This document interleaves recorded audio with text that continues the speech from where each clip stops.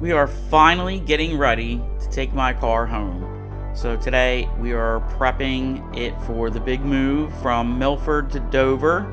It's been sitting at my mom's house for quite a while. 2014, I believe, is when we moved it over there. So yeah, it's coming home. We're gonna address some things like the window sweeps here. I mean, you can see that's hanging out and it's been that way for a while.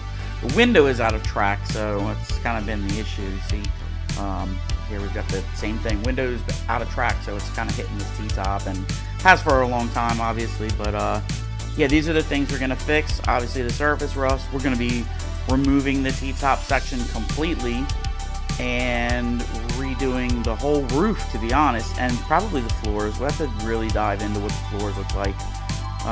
We are oiling all of the lug nuts and stuff because they have been on there forever and seizing, and I'm not worried about driving the car anytime soon.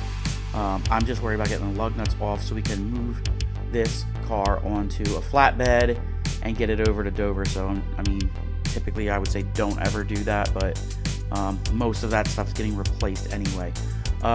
So yeah, and we're gonna address this V6 engine previous owner had. I mean, obviously I've had this car for a long time.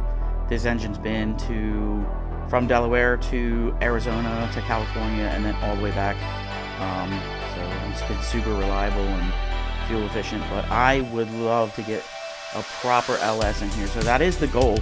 We're gonna LS swap it. We're gonna use some of the Spone stuff, you know, all the tubular cross members, control arms, everything. We're gonna go for most of their kit. And then the same thing with the big brakes. We're going to go Willwoods that fit under these 15-inch wheels because obviously I want to keep those.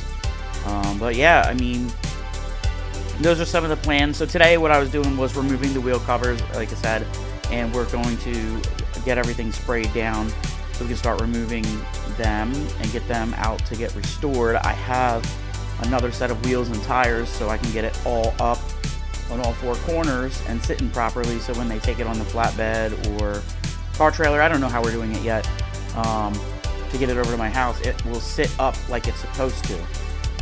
This, obviously I have a front tire that's dry rotted and flat and has been flat for years, so we're trying to get everything situated to make sure that this move goes as smooth as possible. And then my right rear is locked up, I believe, from the drum brake, but you know, obviously we're gonna fix that before we get it up on the trailer.